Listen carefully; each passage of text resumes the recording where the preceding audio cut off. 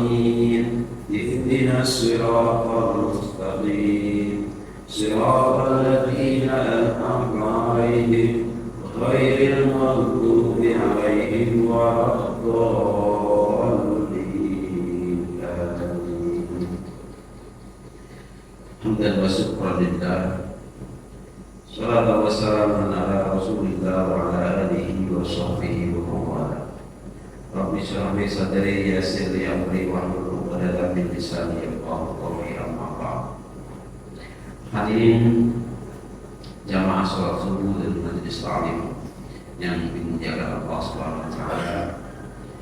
Alhamdulillah, dengan tiada bosan-bosannya kita selalu mengungkapkan dan mengucapkan rasa syukur kepada Allah, mensyukuri segala nikmat yang telah Allah limpahkan kepada kita semuanya, khususnya pada diri kita pribadi, keluarga, dan masyarakat kita pada umumnya. Semuanya wajib kita syukuri minimal dengan memperbanyak membaca kalimat alhamdulillah rabbil alamin. Salawat dan salamku senantiasa mari selalu kita kirimkan dan kita bacakan kepada baginda Rasulullah Muhammad sallallahu alaihi wasallam. Semoga dengan keberkahan salawat kita ditakdirkan akan mendapatkan syafaat pada hari kiamat, dengan keberkahan salawat kepada baginda Rasulullah Muhammad dengan bacaan Allahumma shalli ala sayyidina Muhammad wa ala alihi washabbihi. Hadirin jamaah yang dimuliakan Allah Subhanahu wa taala.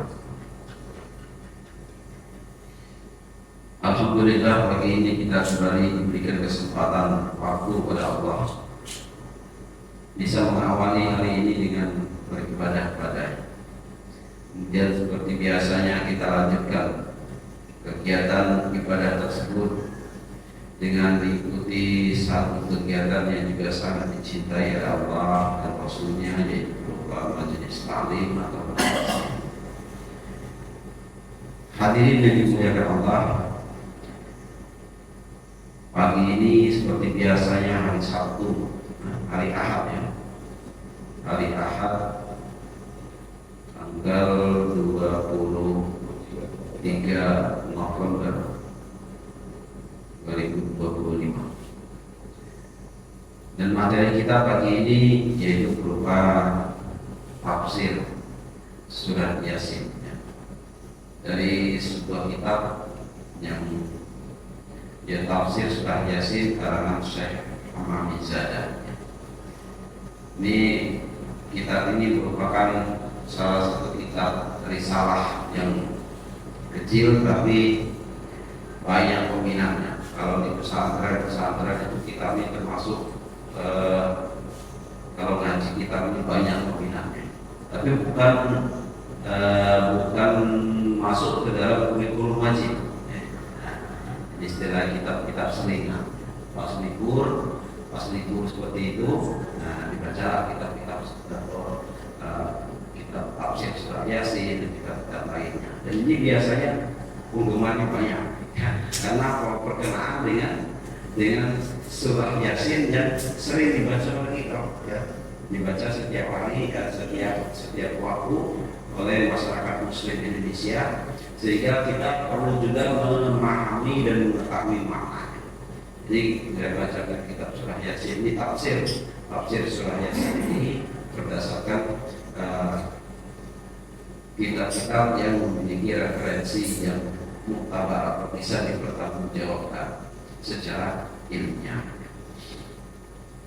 Jadi bukan apa namanya pribadi yang menafsiri, ya. Kalau kita kan istilahnya pengen menafsiri Al-Quran langsung ya gitu. Ini sekitar membacakan dari tafsir dari para ulama. Bismillahirrahmanirrahim. Kesampaian Inna nahnu nuhyil mauta wa naktubu ma qaddamu wa atharahum wa kulla syai'in ahsaynahu fi imamin mubin.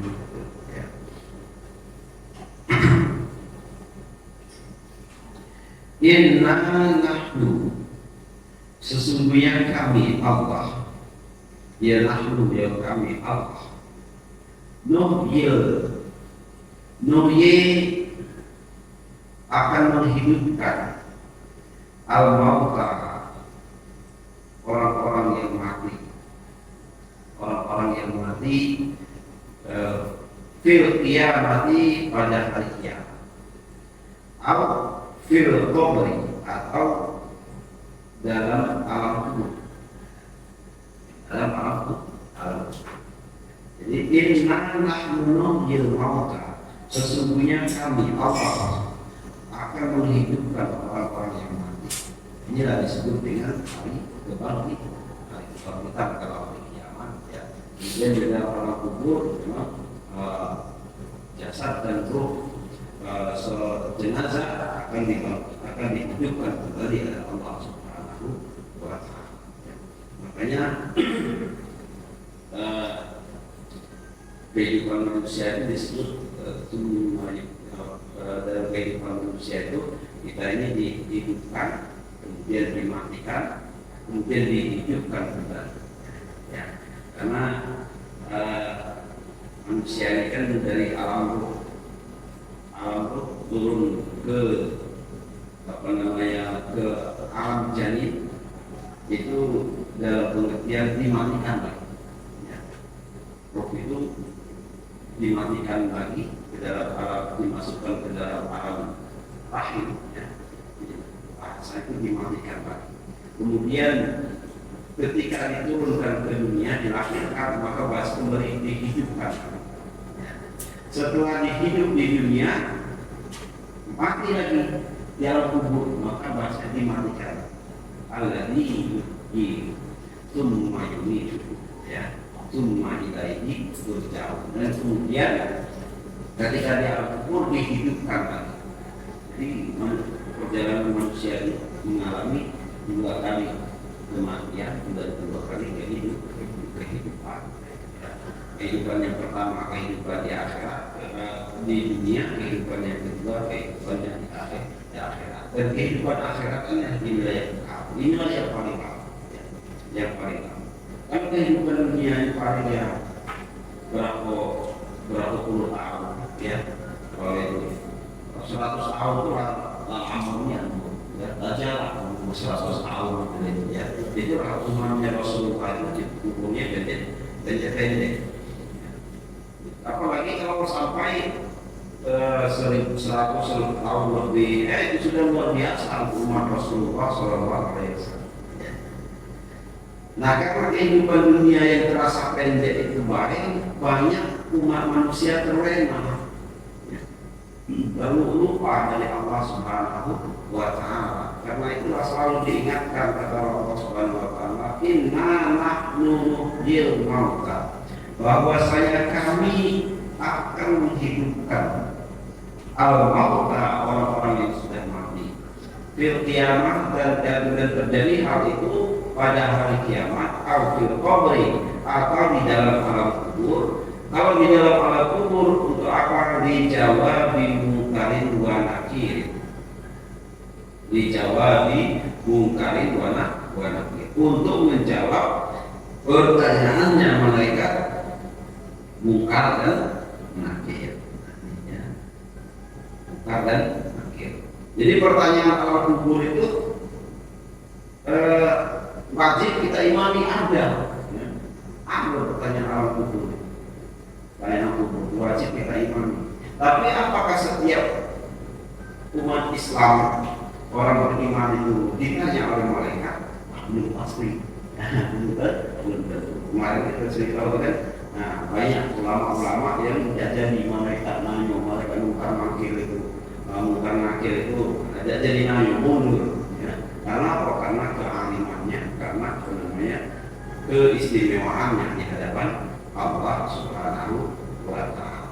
Sayyidina Umar mundur malaikat, Sayyidina Umar mundur karena kok saking besarnya di bawah Sayyidina Umar.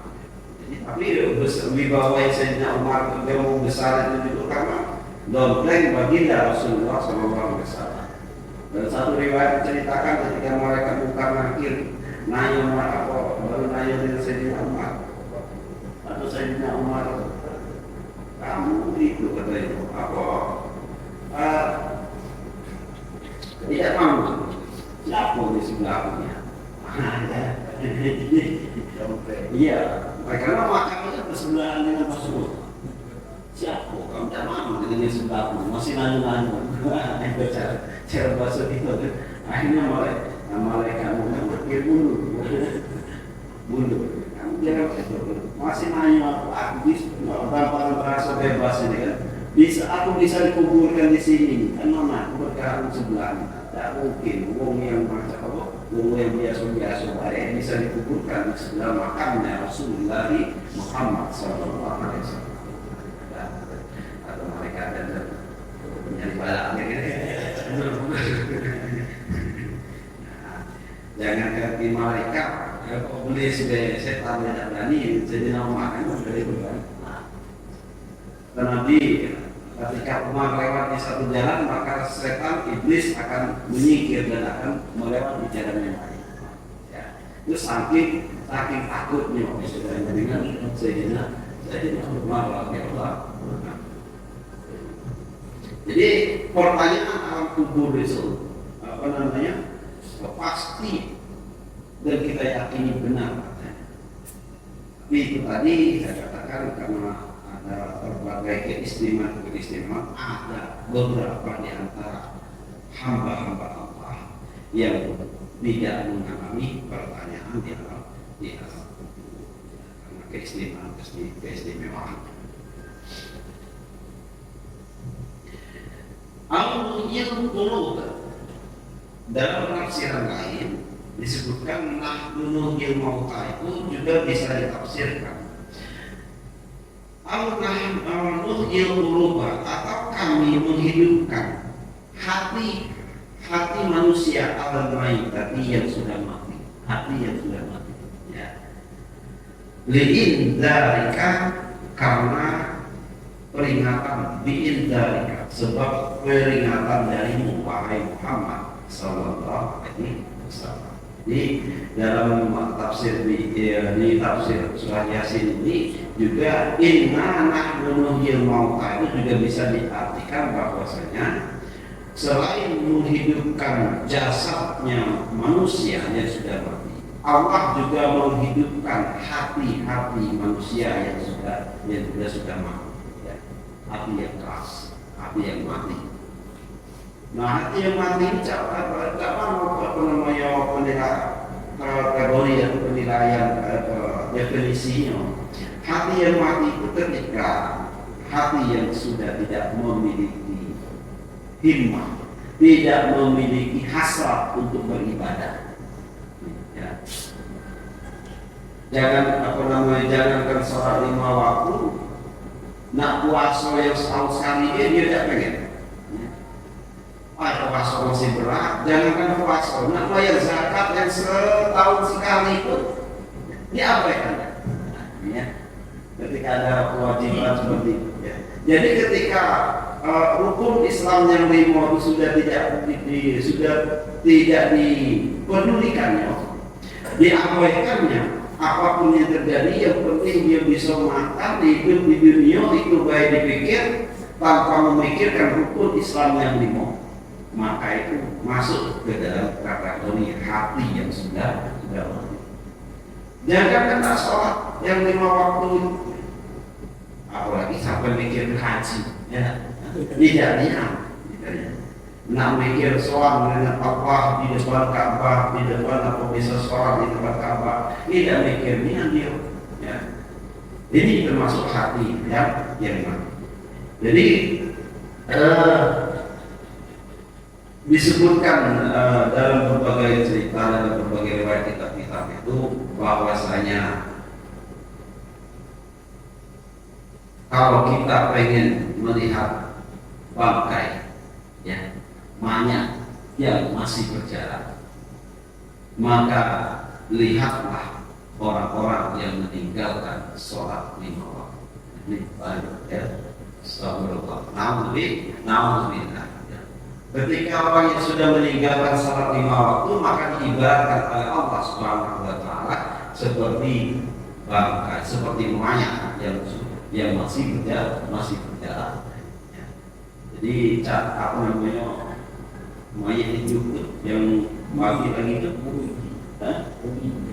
bukan itu zombie ya itu ya. Ibaratnya seperti itu ya. Dia sebenarnya sudah mati ya, tetapi masih bisa bergerak. Mati apa ya? Mati hatinya.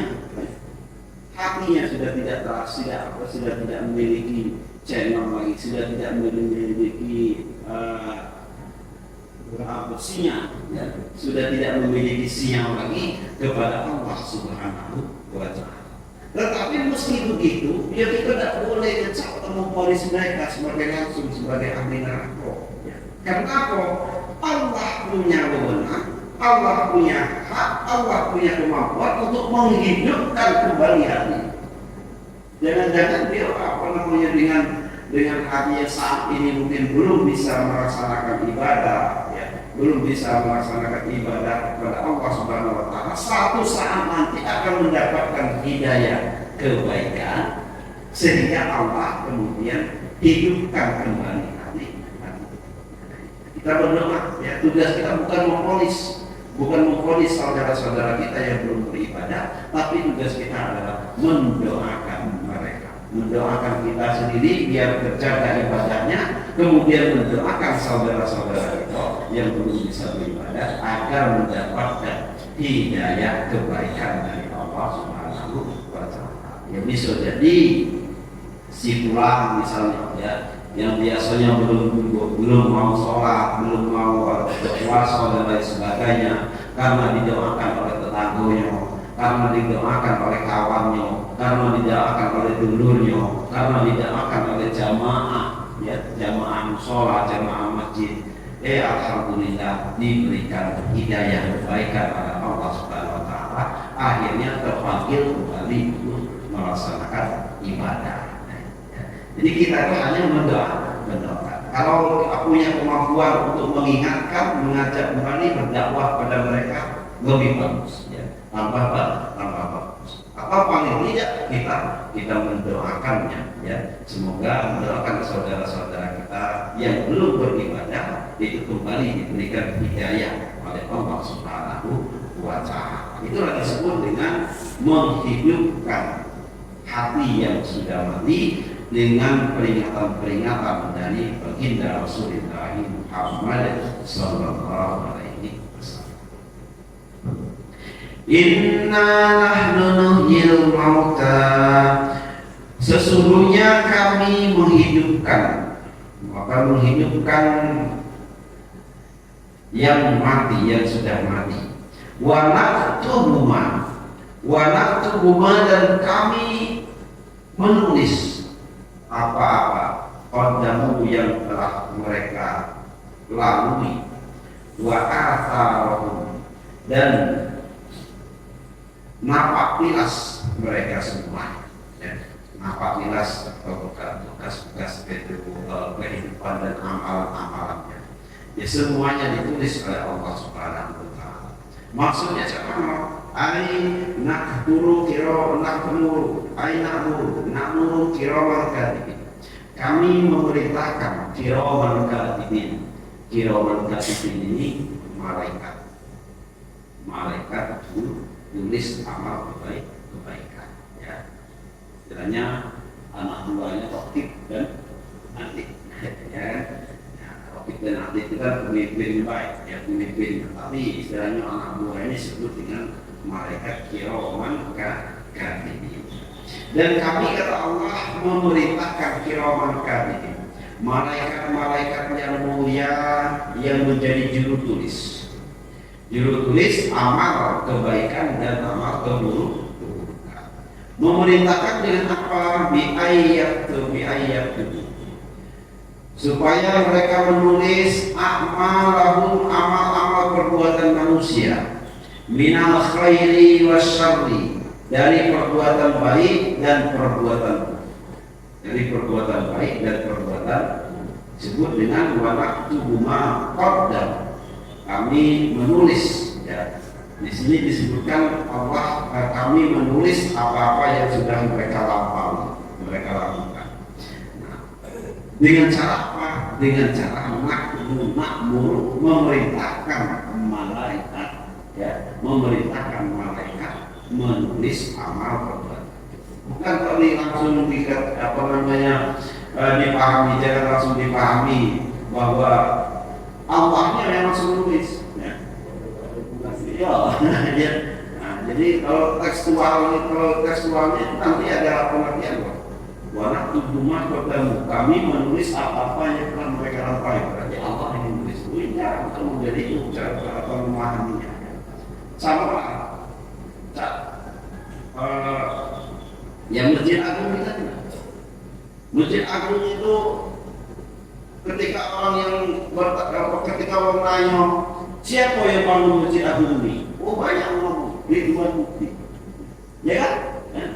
Tapi Ridwan Mukti yang ngolah semen, yang ngaduk semen, yang masuk bata, aku Ridwan Mukti, bukan. Seperti analoginya seperti itu. Tapi kalau ngomong yang bangun Masjid Agung itu adalah Ridwan Mukti. Karena apa? Dia yang memimpin pada masa itu. Dia yang menjadi kepala daerah atau bupati pada waktu itu. Ya. Nah, dengan kekuasaannya, dia memerintahkan pembangunan Masjid Agung Darussalam. Tapi sehari pun tidak pernah Ridwan waktu ini tukang pembahasan masang batu, ya, atau masang keramik, tidak pernah. Nah itu kan pemahamannya seperti itu. Tapi semuanya kita mengakui bahwa yang membangun Masjid Agung itu adalah Bupati Ridwan Mukti. Seluruh dulu jalan-jalan di Musirawas itu belum tersambungkan. Sampai dulu kalau saya sampai ke Muratara, sampai ke Rawas dulu Rawas atau Tanjung, ya, belum terjamah oleh aspal. Sampai akhirnya zaman Ridwan Mukti di aspal. Ya. Ketika orang nanya siapa orang jalan ini, Ridwan Mukti, nah itu kan, nah seperti itu. Tapi apakah Ridwan Mukti pernah mengikut aspal itu, ya? Ngaduk aspal itu dia tidak pernah, ya. Paling ya sikat-sikat, ini mau mantap. Tapi namanya dia dapat. Itulah istilahnya. Karena apa? Dia yang berkuasa pada waktu itu. Jadi dalam Al-Quran kata-kata qiyas atau majaz seperti itu juga digunakan. Di sini juga wanaktubu ma qaddamu, dan kami menulis, kata Allah Subhanahu wa Ta'ala, apa-apa yang telah mereka lampaui, mereka lakukan. Tapi Tapi itu tadi dengan cara nakmur kirawan katibin, yaitu memerintahkan malaikat-malaikat jurutulis. Kan Allah. So ya, terlalu sepele lah kalau Allah turun langsung istilahnya nulis teleponnya sikular. Jadi memerintahkan malaikat-malaikat jurutulis untuk menulis amal-amal perbuatan manusia dari perbuatan yang baik dan perbuatan yang jelek, tidak terlewatkan sedikit pun, ya, tidak terlewatkan sedikit pun. Karena kaki itu kita semua ini akan dibalas amal perbuatan kita. Amal perbuatan kita akan dibalas, baik perbuatan baik, perbuatan buruk atau perbuatan yang baik, semua dibalas. Pertama yang nyaman, mithqala dzarratin khairan yarah, wa man ya'mal mithqala dzarratin syarran yarah. Ini gunanya ditulis itu akan ada perhitungan pembalasan amal. Ya. Yang amal baik akan mendapatkan pahala ganjaran, dan yang amal buruk akan mendapatkan siksa, akan mendapatkan dosa, istilahnya dosa dari Allah Subhanahu wa taala. Apa disiksa? Itu tergantung Allah Subhanahu wa taala. Ya, hak prerogatifnya Allah. Yaghfiru liman yasha wa yu'adzibu man yasha. Allah itu akan mengampuni orang-orang yang dikehendaki dan juga akan menyiksa orang-orang yang dikehendaki. Jadi Allah menyiksa hamba itu bukan karena dosanya, tetapi karena ketegasan Allah Subhanahu wa ta'ala. Allah menyelamatkan hamba bukan karena pilih kasihnya, bukan karena pahalanya, tetapi karena sifat adilnya Allah Subhanahu wa ta'ala. Itulah yang disebut dengan aqidah Ahlus Sunnah wal Jamaah. Makanya ulama juga saya mengajarkan kita ini, kalau misalnya lagi pandang sebagai orang baik, jangan bangga, ya, karena kebaikan tersebut bisa jadi justru menjadi hal yang merintangi kita masuk surga. Karena kita cuma bangga dengan amal kebaikan kita, sombong dengan amal kebaikan kita. Ya, kalau kita diomong baik, jangan bangga. Tetapi demikian juga sebaliknya, ketika berada dalam posisi yang belum bisa dekat, belum bisa baik, belum bisa saleh di hadapan Allah Subhanahu wa taala, ya jangan putus asa. Jangan juga putus asa. Karena apa? Rahmat Allah akan senantiasa menghampiri hamba-hamba yang mau mendekatkan diri dan bertobat kepada. Ya. Jadi makanya ada prinsip tidak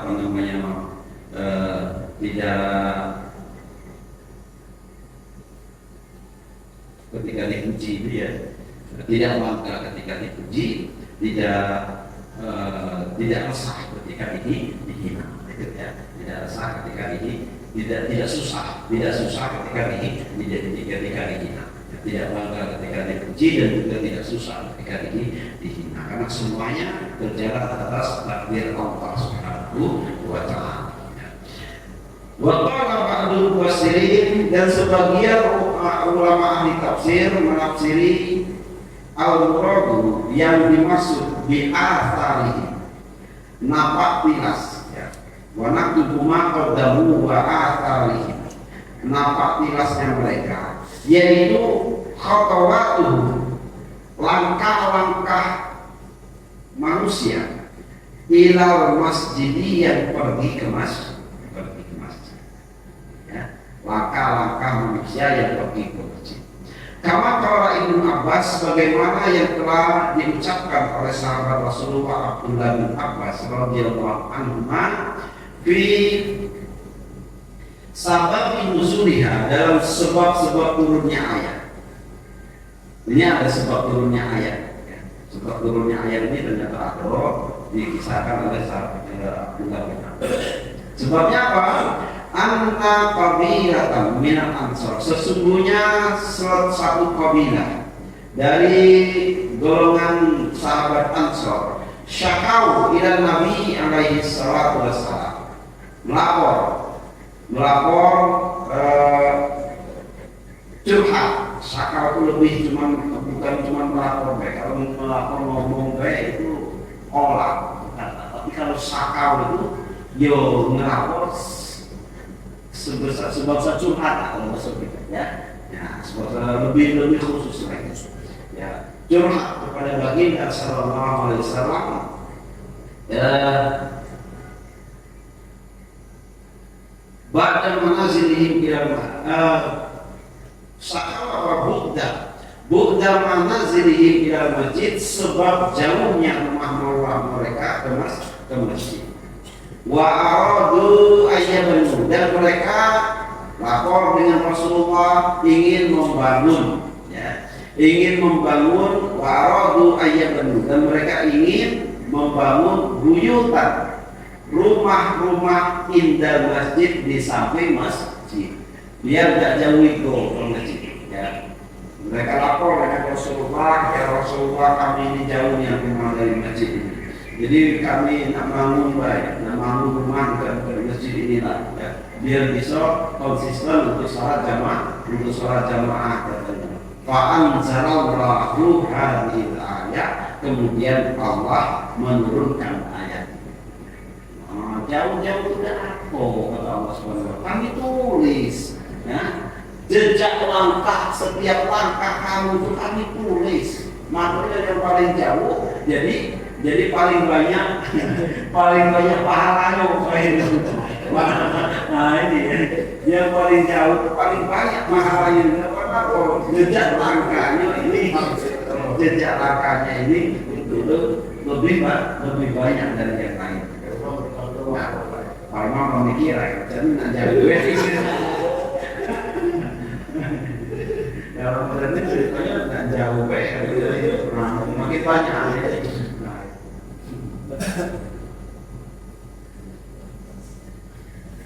Jadi kemudian turun ayat ini. Maksud ayat ini apa? Ya jangan berkecil hati, jangan susah sebab rumah jauh dari masjid. Semakin jauh ke Allah, wa naktubu ma qaddamu wa athar. Dan kami akan menulis setiap apa yang kamu kerjakan dan setiap napak tilas yang sudah engkau lakukan. Khususnya napak tilas perjalanan kaki manusia sampai ibadah ke masjid. Nah sekarang tidak berjalan lagi, Pak. Mulai motor jalan tadi berdasarkan hitungan putaran kendaraan satu berdasarkan putaran roda kendaraan atau sekali putar satu kali dan bahkan ada plusnya lagi tambah sennya.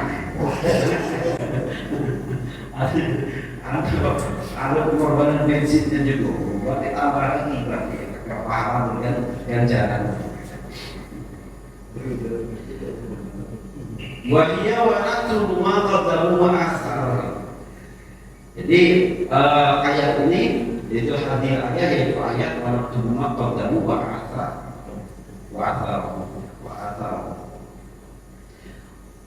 Wa naktubu ma qaddamu wa atharahum wa kullu shay'in wa atharahum wa kullu shay'in ahsaynahu fi kitab. Kami sama itu baca wa atharihim kan. Masa kalau memahami boleh dia baca kata ini. Tapi dalam Al-Quran dalam bacaan kita wa'athahum ya. Dari surah Yasin juga ya. Wa naktubu ma qaddamu wa atharahum. Fa'ulima min hadza, maka akhirnya diketahui min hadza, dari kejadian ini.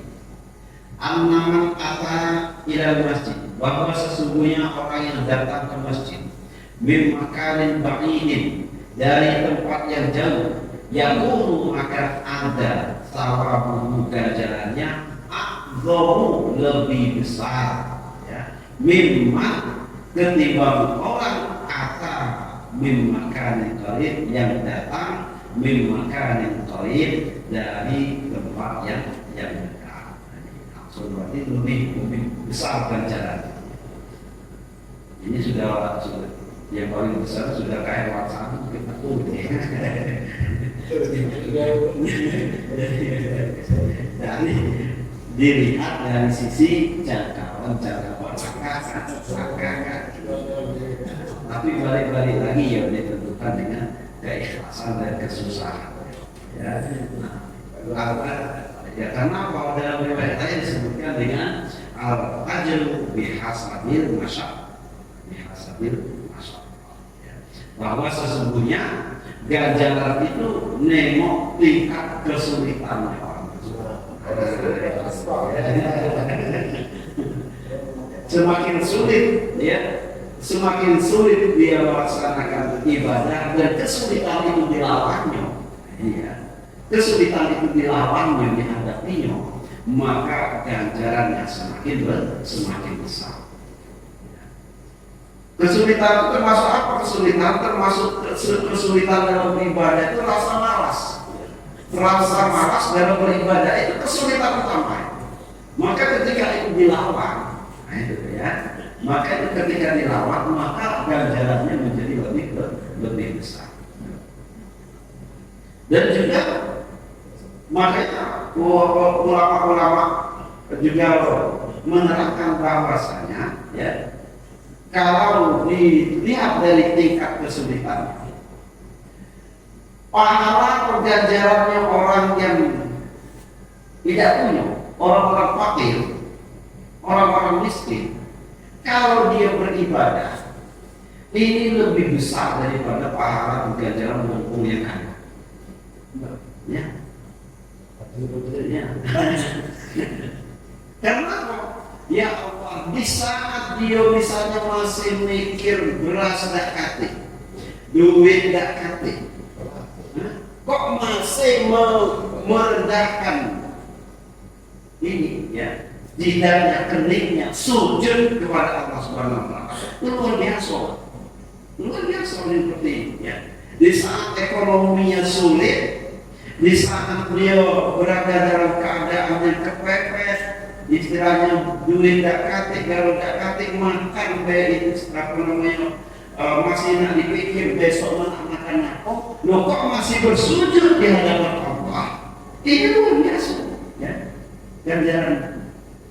Tapi ada kalau uang apa namanya, uang yang kaya ekonomi menengah ke atas, pantas mereka itu malah pantasnya bersujud, karena kehidupannya sudah bagus, ya, sudah cukup. Bahkan orang-orang yang demikian itu kalau tidak sujud di hadapan Allah Subhanahu wa Ta'ala, yo, alhamdulillah, ya, istilahnya. Karena itu bakatannya lagi kasih hidup berkecukupan di keadaan yang semuanya dicukupi oleh Allah Subhanahu wa Ta'ala, kok masih tidak mau bersujud, tidak mau melaksanakan ibadah. Ini namanya kebanggaan. Nah, makanya kemudian saya katakan lagi bahwa ibadahnya umum yang dari sisi ekonomi menengah bawah itu ganjarannya lebih besar, dihitung dari sisi kesulitan, ya, dihitung dari sisi kesulitan. Kama rumiya anin Nabi Sallallahu Alaihi Wasallam, sebagaimana yang diriwayatkan dari baginda Rasulullah Sallallahu Alaihi Wasallam.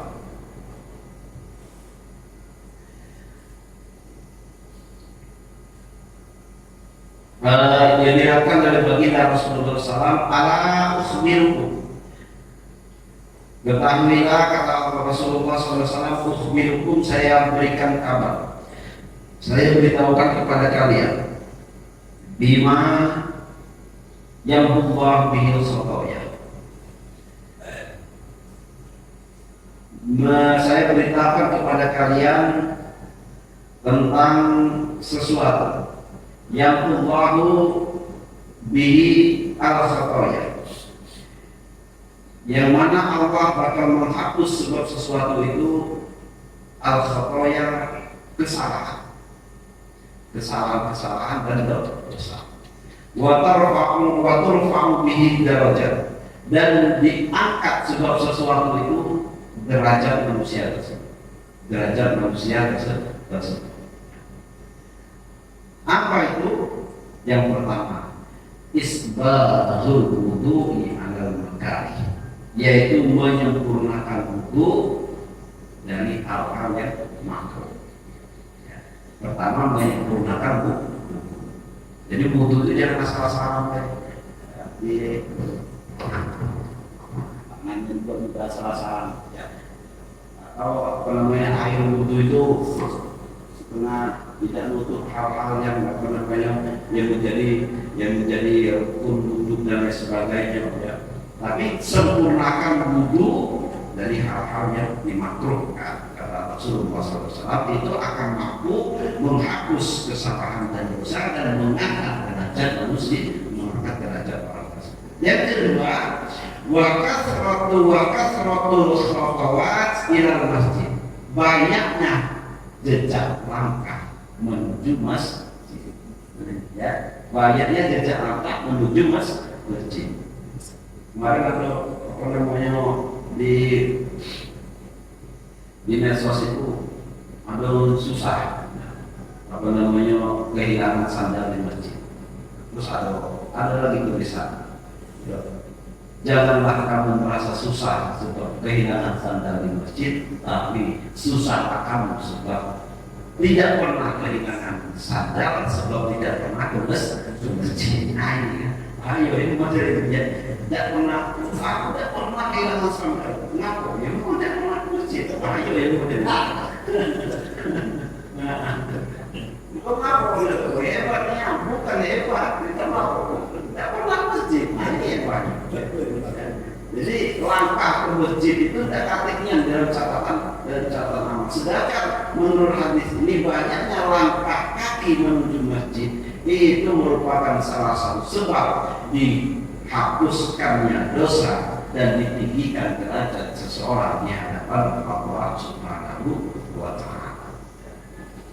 Dan ini dimudahkan Allah Subhanahu wa Ta'ala. Mungkin itu saja dulu ya, karena sudah waktunya sudah berada siang ya. Ini masih belum habis materinya, baru separuh ya, baru separuh ya. Yang terakhir ujung ayat belum diwarikan. Wa kullu syai'in ahsaynahu fi imamin. Baru pada tahap asar napak tilas dari manusia. Itu saja yang bisa saya sampaikan pada pagi hari ini. Semoga kita semua senantiasa selalu berada dalam lindungan Allah Subhanahu wa Ta'ala. Wassalamualaikum warahmatullahi wabarakatuh.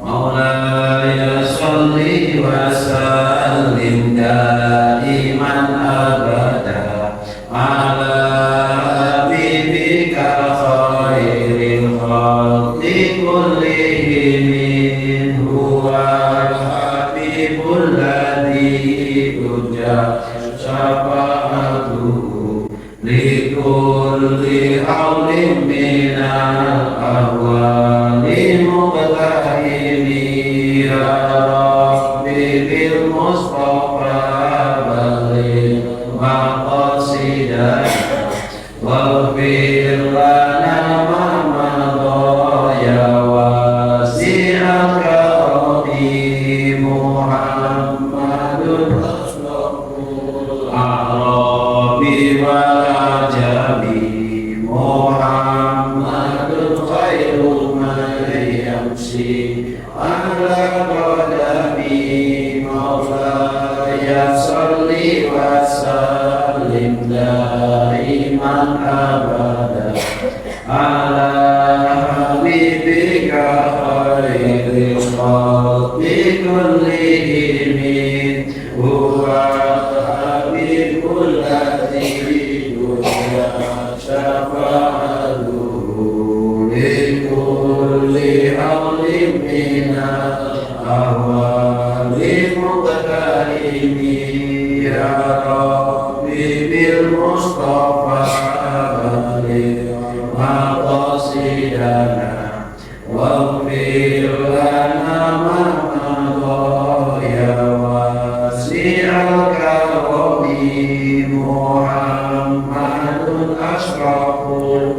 الأعراب والعجم محمد خير من يمشي على قدمه بسر الفاتحة.